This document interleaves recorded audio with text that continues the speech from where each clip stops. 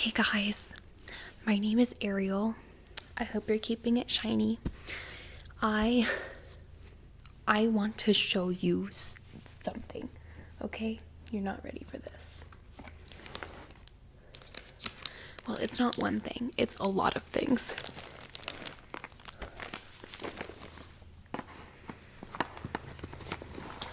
I have 10,000 props out right now, so I'm sorry. I'm moving things around. I hope it's a nice noise.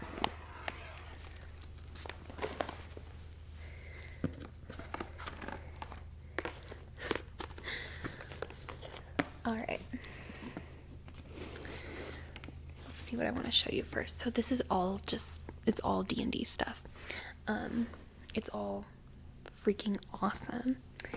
And I guess I'll just show you. One of our family friends gave me a ton of D&D books, like supplemental books. So I keep, like, there's this box that's the D&D starter set, which me and my family played.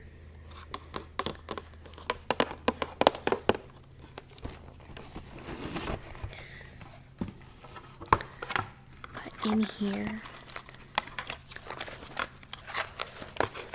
there's one of these supplemental books.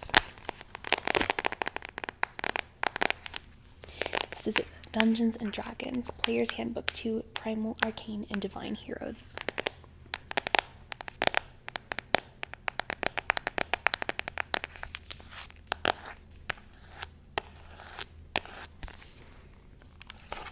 By the way, this is a glorious sound.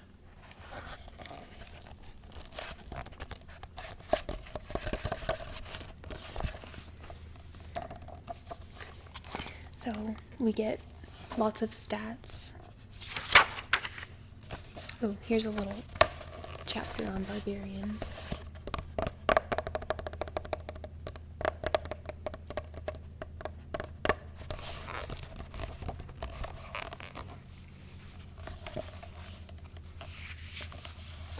Let's see. Class traits. Roll. Striker. You use powerful two-handed weapons to deal serious damage to your enemies. Your physical power and daunting presence can cause foes to cower before you, and you can temporarily increase your abilities by harnessing great bursts of terrifying rage. Depending on your choice of class features and powers, you lean toward either Defender or Leader as a secondary role. Power source. Primal. Boop. Power source. Primal. You are a principal champion, a warrior devoted to the natural world and an embodiment of your tribe's fierce traditions. Key abilities: strength, constitution, and charisma. Armor proficiencies: cloth, leather, hide. Weapon proficiencies: simple melee, military melee. Bonus to defense, +2 fortitude.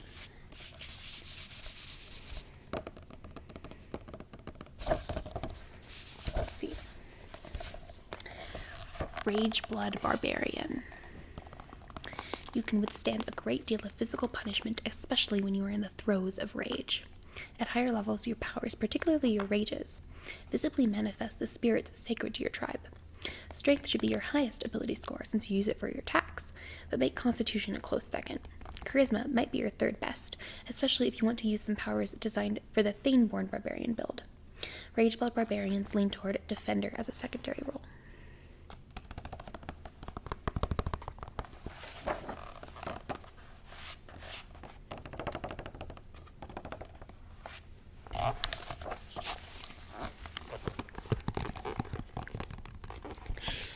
I think it's so cool. I was very happy when our family friend gave this stuff to me.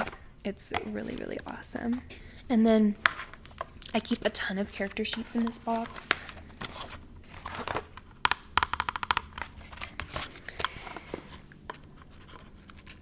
I think this one was from my brother from a while ago. Class and level: Paladin. No level listed. Race: human. Background: charlatan. Alignment: lawful good. The name is Goodard. An ideal is fairness. A personality trait is sarcastic, and insulting. A bond is, I mess with the wrong person and must protect myself. A flaw is, I love women.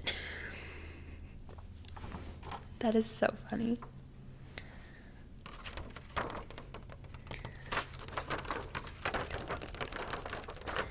Let's see, he has a really good intelligence and dexterity scores compared to his other scores.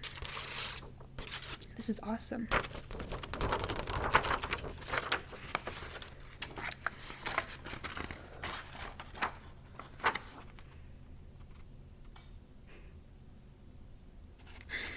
This is another one. Oh, I think it's for the same one. This is like the physical characteristics.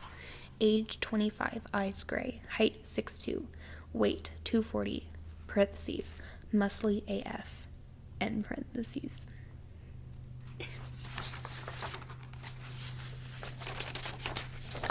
Nothing written on the spell sheet, so we must have not really gotten very far in that campaign. Here is the actual essentials kit.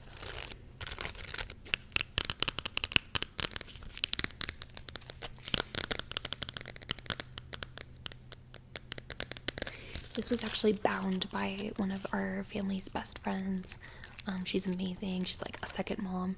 And she like noticed that this book was just falling apart on us. Like we could not. So she bound it. She does like very effective, kind things like that a lot. Essentials kit rule book.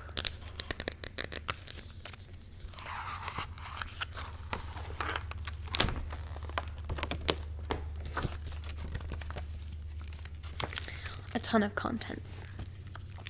Chapter 1, creating a character, of course. Creation steps, gaining levels, races, classes, backgrounds. Okay, let's go there actually, because I just can't stand it. I need to. Alright.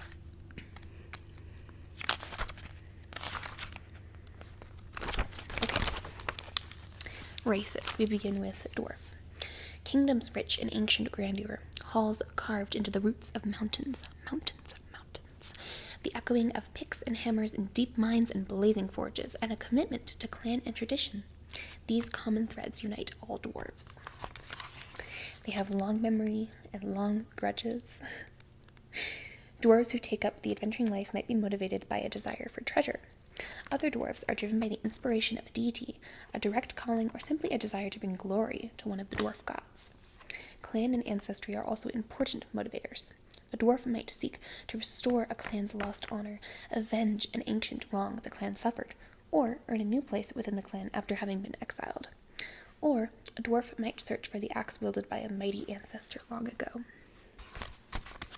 I'm thinking of Gimli from Lord of the Rings right now, and like all of this just like rings so true to him. Like he's so loyal and he's so fierce in his loyalty.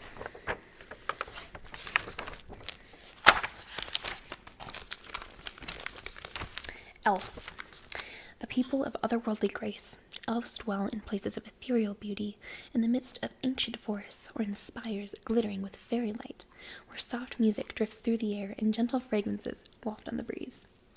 Elves encountered outside their own lands are commonly traveling minstrels, artists, or sages. Human nobles compete for the services of elf instructors to teach swordplay or magic to their children. They have a timeless perspective. They take up adventuring out of wanderlust. Since they are so long-lived, they can enjoy centuries of exploration and discovery. Elves also enjoy exercising their martial prowess or gaining greater magical power, and adventuring allows them to do so.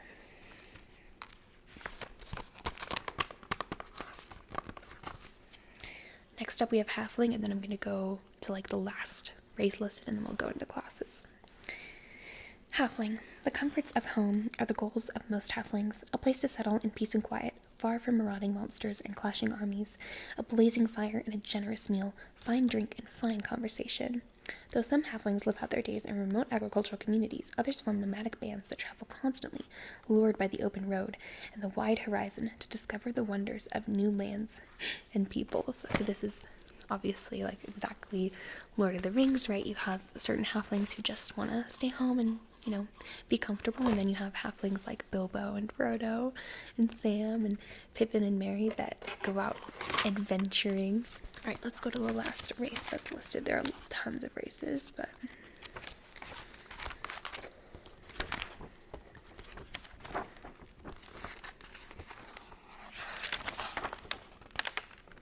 okay. The last race that is listed is actually, wait, I might have just said something wrong. Okay, this book only has dwarf, elf, halfling, and human, so I was wrong about this book. There are more, but we can skip human. We know what humans are. Character classes. 5 classes, bard, cleric, fighter, rogue, and wizard, are presented here. See the player's handbook for expanded versions of these classes and for whole other classes. So I have, in all these books, I know I have that part somewhere, so we'll probably get to it, but this is like a general overview. We begin with bard. Whether poet, scholar, or scoundrel, a bard weaves magic through words and music to inspire allies, demoralize foes, manipulate minds, and heal wounds. The bard is a master of song, speech, and the magic they contain. Bards say that the multiverse was spoken into existence, that the words of the gods gave it shape, and that echoes of these primordial words of creation still resound through the cosmos. The music of bards is an attempt to snatch and harness those echoes subtly woven into their spells and powers. So here we have an image of a bard. Many bards use lutes as their weapons of choice. Weapons, I mean, they are weapons, but they're also seen by bards as instruments of art, of course. Let's see.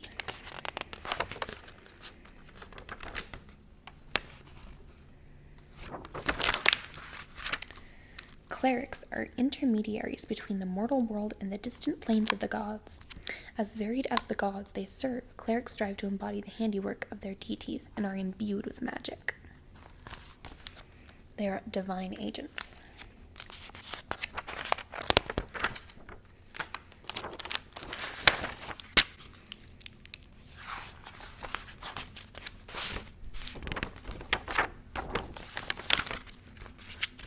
Fighters. Questing knights, mighty champions, elite soldiers, and cunning mercenaries. As fighters, they all share an unparalleled mastery with weapons and armor, and they are well acquainted with death, staring it defiantly in the face as they defend their friends and destroy their foes.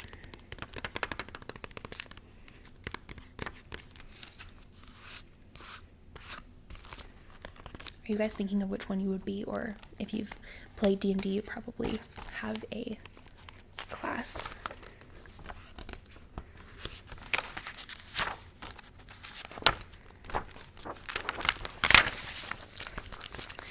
Rogue. Rogues rely on skill, stealth, and their foes' vulnerabilities to get the upper hand in any situation. They have a knack for finding the solution to just about any problem, demonstrating a resourcefulness and versatility that is the cornerstone of any successful adventuring party.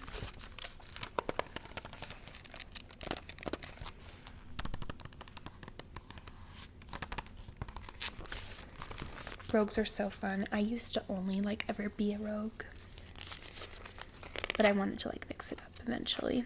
I think a lot of people like the rogue.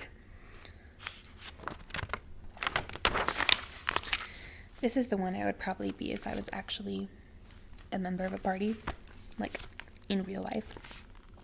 Wizard. Drawing on the subtle weave of magic that permeates the cosmos, wizards cast spells of explosive fire, arcing lightning, subtle deception, and brute force mind control. And the reason I think that this would be me is because wizards are known as scholars, and they have the lure of knowledge is what kind of drives them to explore. And I feel like I just always want to learn more stuff, and also I'm not very street smart, so I definitely would not be a good rogue. My brother is, though.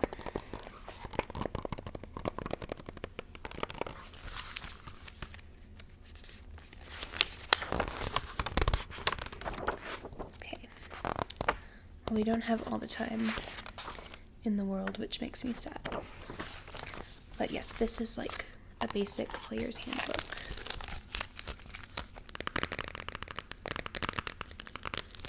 And I'll flip to one of my sticky notes. I kind of forgot. I haven't played D&D in a little while. Okay, this was me knowing that I was going to forget rules about jumps and falling. This is written upside down. It says jumps and falling.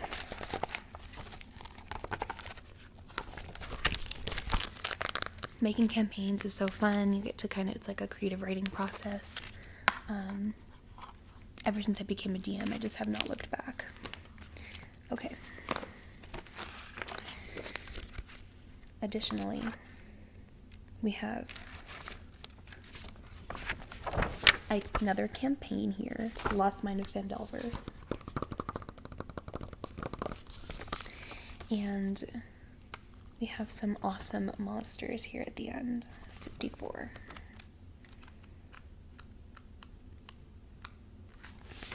This stuff is so cool. Alright. Monsters. Alright, so first we have the bugbear, alphabetically first. It looks like this is the bugbear. Yeah, this is the bugbear. It looks like this. Its highest stat is a strength, which makes sense based on how it looks. Second highest is actually dexterity. I would kind of think constitution because it seems kind of lumbering, not very dexterous. When the bugbear hits with a melee weapon attack, the attack deals 1 extra die of the weapon's damage to the target.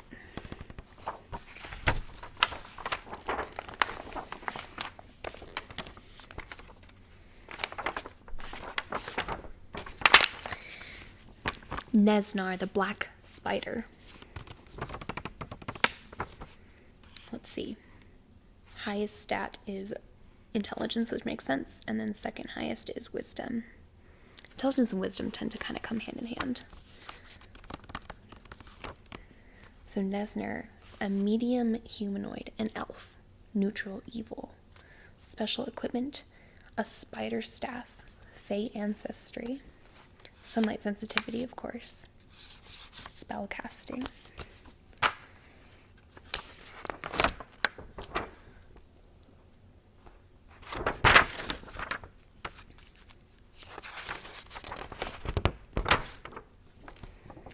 Oh, I love using twig blights in my campaigns. Twig blight, small plant, neutral evil.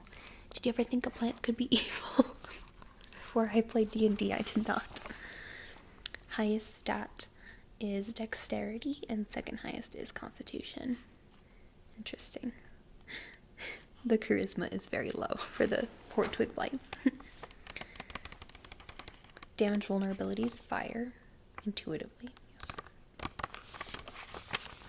So yeah, this it's just really fun to look through the monster pages. Okay.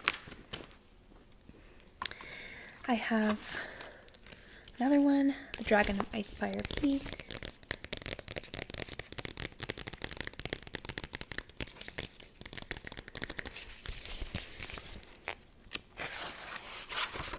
I remember this one being very cool. So we have, that's right.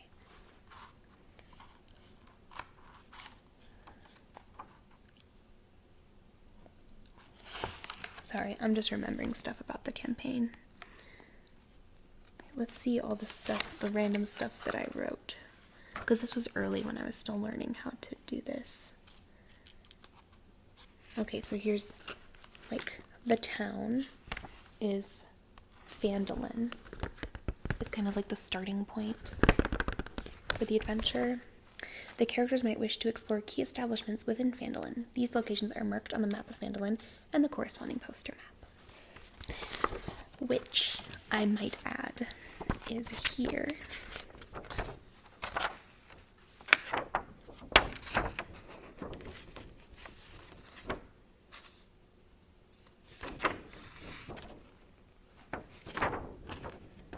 How cool is that?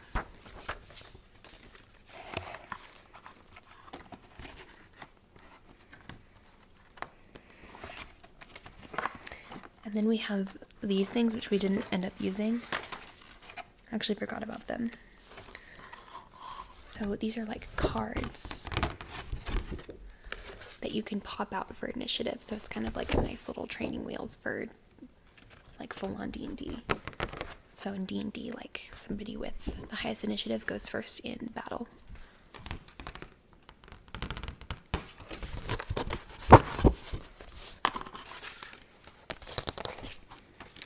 Okay, so that's pretty much it for that box.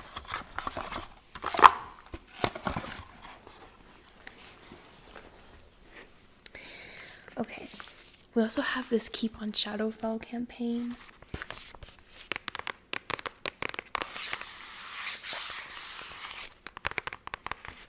We haven't played this yet.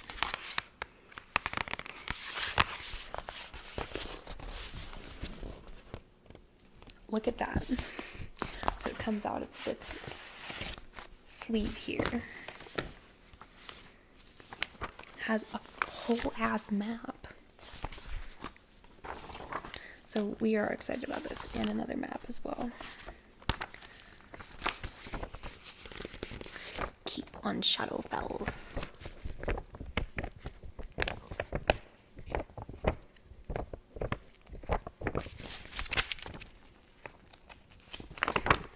Random page. Kobold Lair, outside. If the adventurers have decided to search for the Kobold Lair and dispense with the kobolds once and for all, either of their own accord or as hirelings of Lord Padraig, or by following Ninaran's false tip on the cult, they make their way southeast to the lair. This encounter and the following one use the Forest Cliff Lair poster map. Place the PCs in the clearing on the left-hand edge of the map. From this point, they might be able to choose to make stealth checks to approach the kobold lair and gain surprise, or they can simply attack.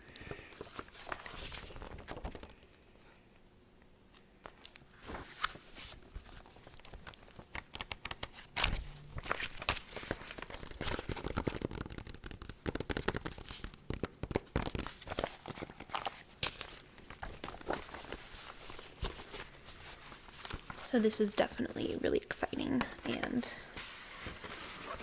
I'm glad to know there's another one in the collection. But I started like making my own campaigns and going a little bit wild. Had a lot of crazy stuff happen within our campaigns, like, because I kind of like it when we go off the rails, so I would kind of just write a general premise and then we'd kind of improv it from there. And in one, we literally like went to hell to save one of our party members' like girlfriend, but then another party member had to get married to like Satan, and then everybody came out from the mouth of a whale on like Mad Max like apocalypse trucks and brought new technology to the fantasy world. That was fun. Okay, this is just really cool. I like to wear this during campaigns. It's just a cool costume thing. You know, the pouches, like,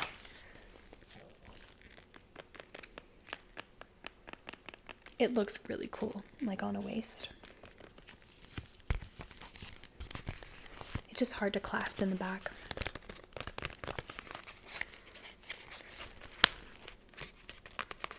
It actually opens and closes.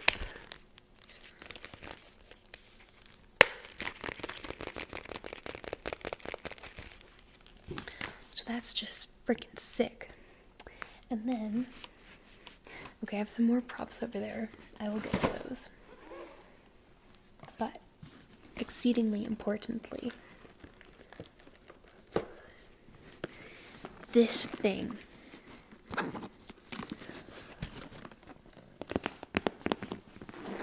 Is like a Dungeon Master like survival kit that my mom got me a couple years back.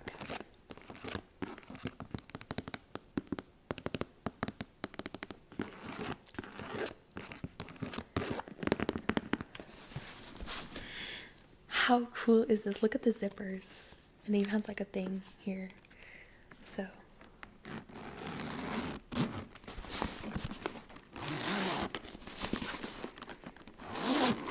just makes me feel so fancy.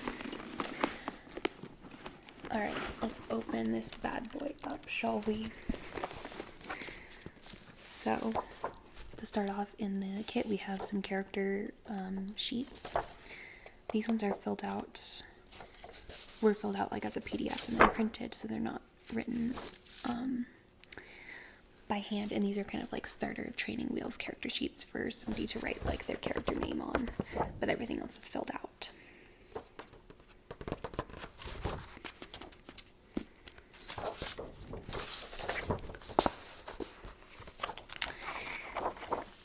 Another thing we have not played yet, because I don't want to play it and then for it to be over, is the Stranger Things like campaign.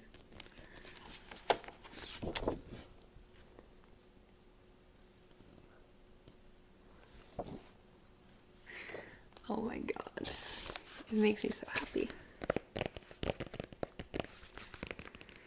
There's poor Will. I can't believe how old he looks now. By the way, I haven't seen season 5 yet, so don't spoil anything for me. I saw a horrible spoiler the other day. I was like, I hate spoilers.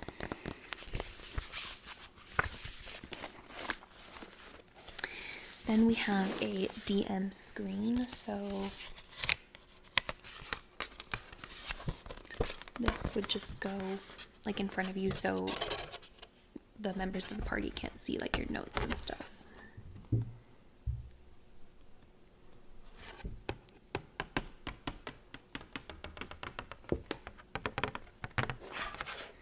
So for this one, it has on the back like a lot of like instructions for me to use, like reminders and stuff. So costs of various things, how to set a DC, tracking DCs, various conditions, jumping, which apparently I was having trouble with before, cover and light. This game is extremely intricate. It's very detailed.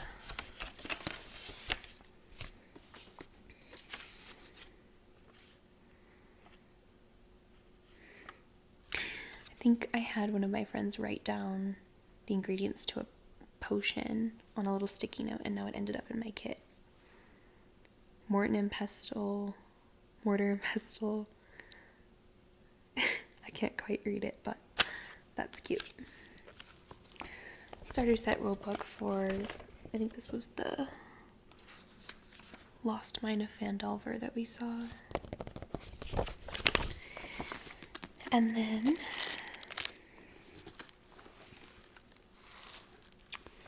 a whole bunch of empty character sheets, blank character sheets.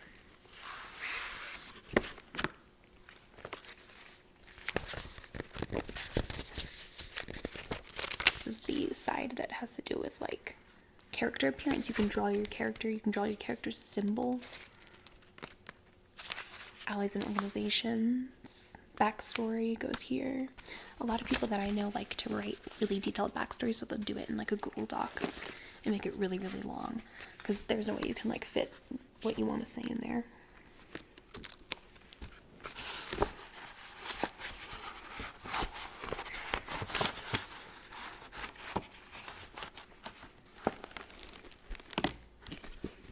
Awesome. So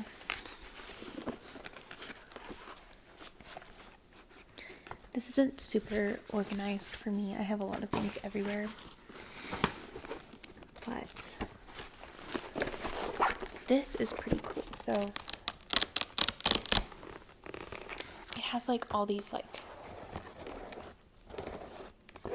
places where you can put stuff. This is like, you can put like dice here. I have these really cool sets of dice that I don't have right now.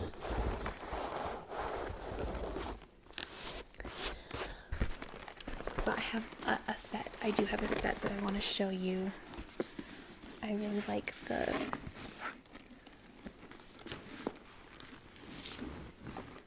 receptacle that we keep the dice in. Okay, so here's the receptacle.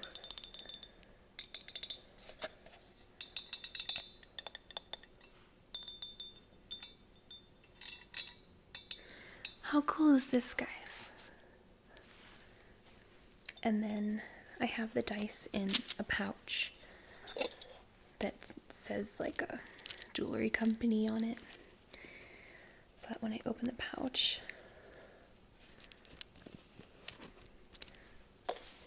I can disperse the dice, hopefully in not too of an audibly jarring way.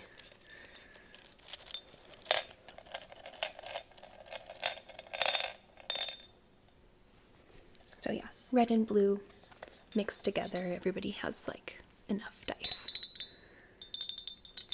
And then we have dice plates for playing, but I don't have those right now either. We've just used them for Catan recently, because Catan involves dice. Okay, and then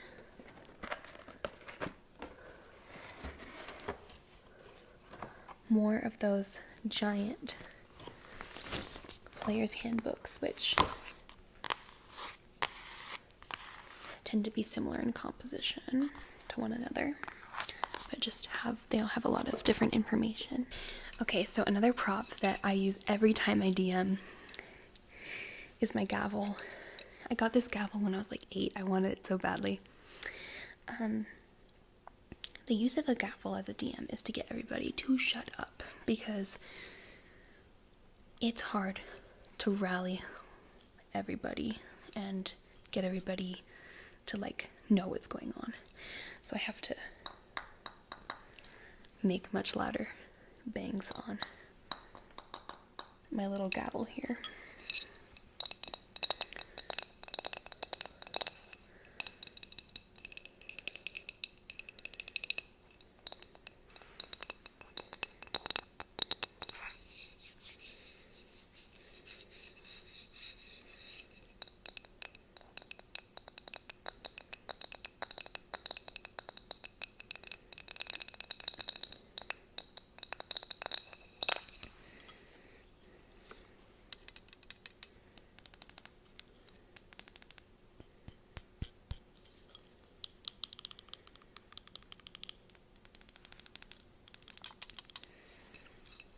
Exceedingly useful.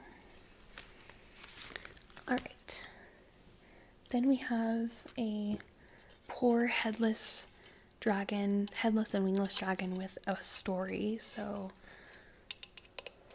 this guy has no head, as you can see, and its wings are broken off, and this arm is broken off, and most of the claws on this arm are broken off, and the shield below is broken off.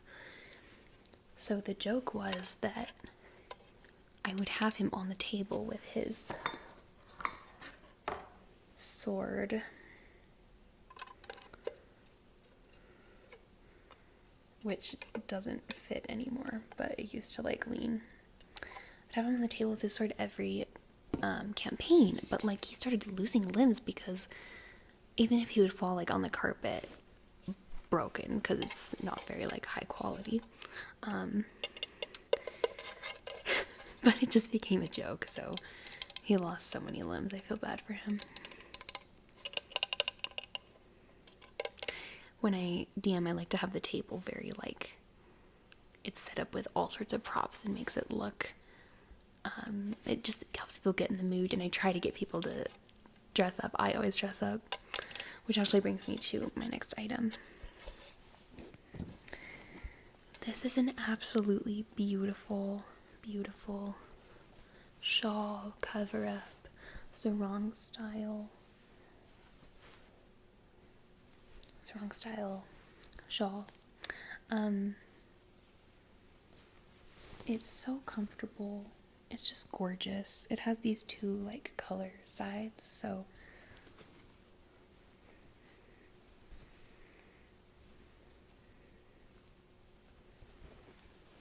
this is one side of it, and this is the other. And it's just, I just love it. So this is like something I'll wear like as a cloak sometimes for DnD parties, or I have another cloak that's like specifically a cloak, and I'll use that a lot. But it's insanely soft, guys.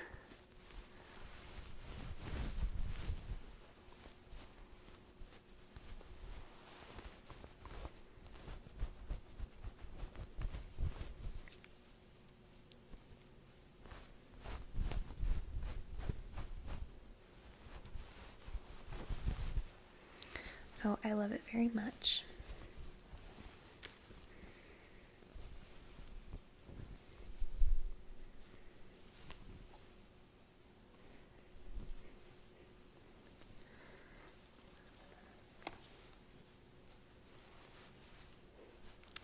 Okay, we'll put this aside.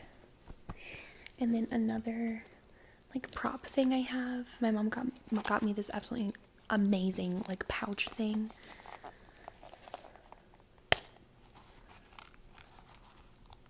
And then it has like the drawstring, so you can like open it up, right? Or you could draw it back.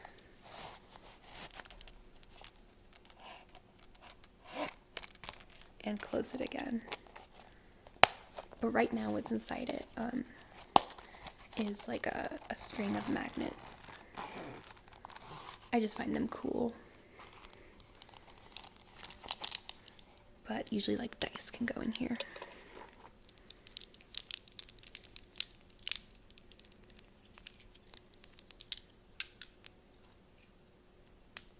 I will edit it out, but I just dropped these everywhere.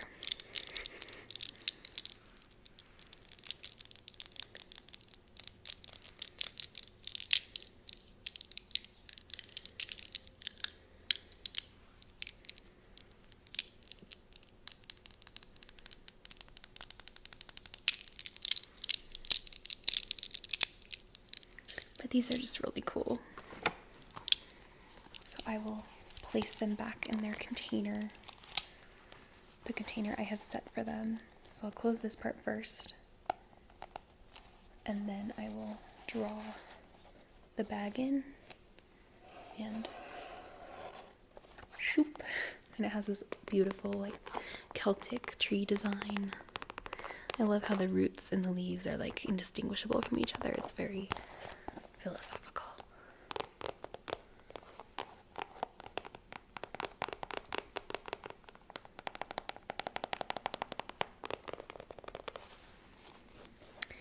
Alright, and then very, very cool, very cool.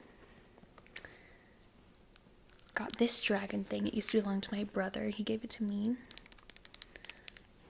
So it kind of makes up for this poor guy. But I use his wings and his neck to hold my prized 100-sided die.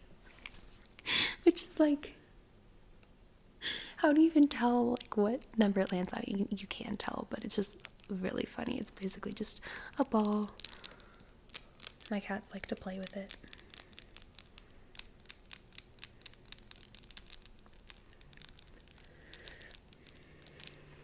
The number 100 right there. I have to use this sparingly. There's not a lot of chances to use it, but if I'm like, I had one person like making some sort of deal and like to determine if it was like a luck thing. So I was like, okay, roll the 100-sided die. If you get like a certain range with around this specific number, like you are lucky. So it's always fun to just use it to like pull it out whenever.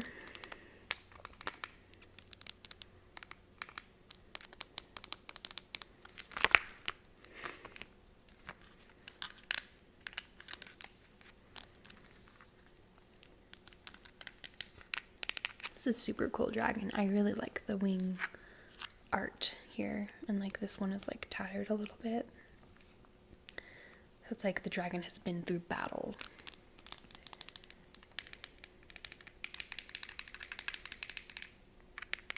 And it has like fiery eyes. It's rearing up. I love dragons. I love Dungeons and Dragons. Okay, well, I think that's what I had to show you. Yeah, I have a giant collection of these big books here.